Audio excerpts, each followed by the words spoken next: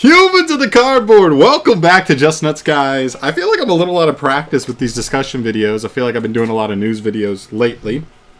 But let's get back into it today with Blazing Cartesia the Virtuous. This card is awesome, and I'm not going to lie, I definitely slept on it when it came out in Darkwing Blast. It's really much better than I gave it credit for, and it has more applications than I thought it would have, all things considered. So, what does this card do? This card is really good. It's a level 4 light spellcaster tuner. I don't think that's necessarily as relevant right now, but it definitely could come up that it's a tuner. And it has, I think, 3 main effects. The first effect says if you control Fallen of Albaz or it's in your graveyard, you could special summon this card from the hand, so extends once you get Albaz in rotation. Not too shabby. During the main phase, quick effect, you can fusion summon a level 8 or higher fusion monster straight from your extra deck using monsters from your hand or field as material. That's pretty freaking good because I don't even think it needs to use this card.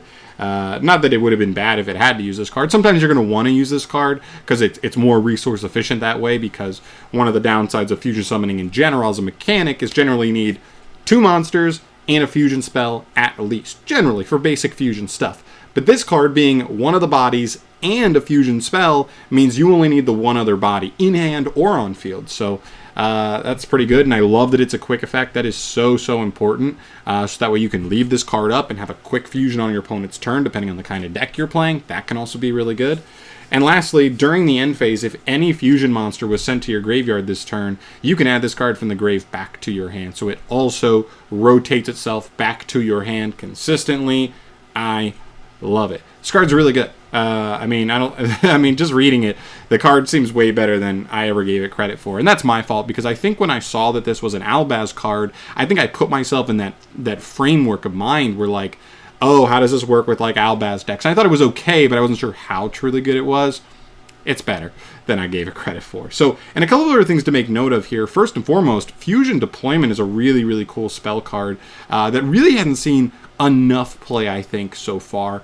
This card allows you to reveal a fusion monster in your extra deck, and that lists a specific material, then special summon a monster with that exact same name straight from the deck, and if you do, you're locked into fusion monsters for the rest of the turn. That's not the worst thing in the world, or actually I don't even think it's the rest of the turn. I think it's for the whole turn. But still, if usually you'd be only be trying to play this card in an all fusion deck. I think that's why it hasn't seen as much play as it could have, because Tier likes to go into Link monsters at times, Exceed monsters at times, stuff like that. So this card kind of limiting you there. But I do think the payoff is quite good, because we have this guy as well that's coming out in the next core set, Photon Hypernova, early February for the TCG. It lists Blazing Cartesia as an actual material, so she can just be summoned straight out of the deck off of deployment. And if you're playing like a mainly all fusion deck, that's a really powerful extender to get access to her. This card's insane, by the way. We'll talk about this a little bit more later on. I guess I might as well mention it. When it's fusion summon, it can send any level 6 or higher light or dark monster from deck to grave, so that's a really good effect in and of itself. And from deck, by the way, or extra deck to the graveyard. I forgot about that.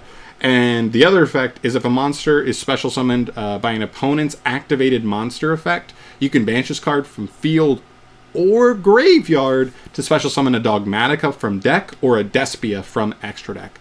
That's very powerful in and of itself, because sometimes you won't even summon this card, just get it in grave, and it's just a straight up interruption, or at least it gets you value when your opponent attempts to play the game.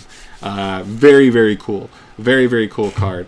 Altogether, and just one of the best things, like I said, is just that it turns fusion deployment on for Cartesia. Really cool. And the other one is Branded in High Spirits. I know this is a branded card, but this card has been teched in generically to other decks because it allows you to reveal a card in your hand, send a level 8 fusion monster from your extra deck to the grave with the same type that has 2500 attack or defense. Then you can choose to do this other effect where you discard the revealed monster to add a Fallen of Albaz or a monster that mentions it.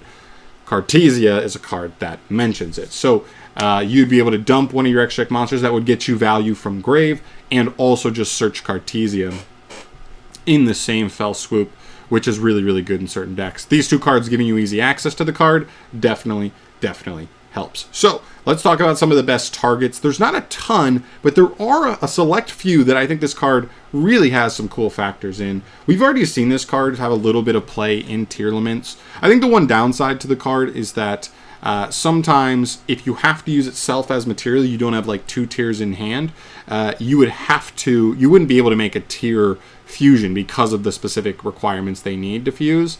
And that's kind of a downside there. But the fact that even you could go into a generic fusion, but if you used it sending Havness, Sharon, or excuse me, Merle from hand to grave or field, they would also get to trigger their own fusion effect and get to go from there. So it's really cool. Not only that, but if you play Branded in High Spirits, this gives you a way to like reveal an Aqua, which lets you send an Aqua, which is very important because it puts an Aqua in grave for you to be able to fuse with the Tearlaments. And then it discards as cost, or not as cost, as effect. So it does trigger Tearlaments to then search Cartesia. So not only are you getting into your Kick Kalos to get your play started, but you also have it normal and you're searching Cartesia, which allows you to extend from that point on, which is very, very cool. Plus the fact that this card comes back on the next, like when a fusion monster is sent to the graveyard, it also just rotates back in your hand over and over again, which is very nice. I figured I might as well mention it with Tier. It's definitely a really cool one to keep note of, because depending on what Konami does on the next ban list for the TCG, this could be a potential route to go with Tearlaments. It may depend. If they actually hit the tier names in the main deck, it definitely hurts this Cartesia splashability in tier, just because you want to have names to open with Cartesia. But yeah, it's definitely something to keep in mind. Moving on from there, we have Despia specifically. Speaking of which, we might as well show all of these. These two guys, by the way, are Despia extra deck monsters. So when we looked at Grand Guignol, these are 2 of the cards that you would be able to summon straight out of the extra deck when your opponent summons a monster via a monster effect, which is very powerful. Quaritas, it floats. It protects you really well because it makes your opponent's entire board 0 attack, which is very cool. And Despia also, in general, has good synergy here. Stuff like Despia, oh my god, Aluber is very good, because not only does Aluber kind of get your play started, but you'd be able to go like Aluber, add branded fusion, send Albaz, and you could send Cartesia for Albion, and now you have access to Cartesia because she's in grave, and you're kind of off to the races already.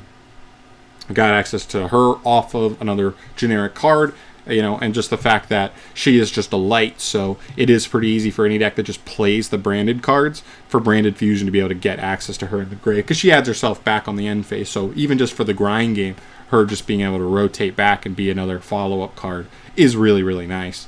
There's other synergies there too. Despia Tragedy is another card that has good synergy with Cartesia, because you could fuse with it to make either Quaritas or Masquerade or something, and that would also trigger Tragedy to get you another search there, which is really nice.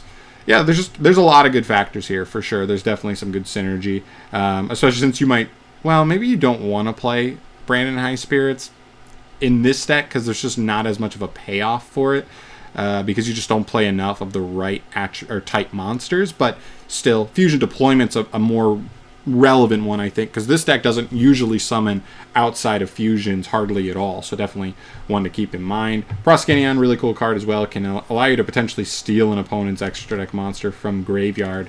Pretty cool, or banish it. And then they both float, which is cool. Or actually, this one doesn't affect when it destroys something. The other one floats. Very cool. And then Masquerade. Unfortunately, you can't cheat this one out because it doesn't have Despia in the name, but you can certainly use it in a Despia deck with Cartesia. Cartesia allowing you to fuse into this card fairly easily is still pretty cool. Then we move to the next one, Shaddolls. Yeah, this Shaddolls. Can we just come to a consensus and just admit, like, Shaddolls were just tier before tier. Tier just power crap Shaddolls, essentially. They have the same way to like trigger their effects, but this deck is more flip oriented. It's not as fast, right? You have like Sharon as an awesome extender. Shaddolls doesn't really have a main deck extender to the extent of Sharon, or a hand trap-esque card like Havness. And that's definitely where they got power creeped. But they still have one same factor, and that's that all of their monsters get you pretty good value when they're just sent to the graveyard by card effect. Cartesia will do that, which is really nice. So you got to respect it. There's definitely some cool stuff going on here, especially since Construct just so happens to need a light monster as its generic material, which means Cartesia plus any light is going to allow you to make Construct. That's really, really nice, because once this card comes out, it sends any Shaddoll, it gets value off that Shaddoll, plus the Shaddoll you fused with in the first place with the Cartesia, and you're off to the races. Again, another deck that I'm not sure is going into links as often, which means there's a little bit more room to play something like Fusion Deployment.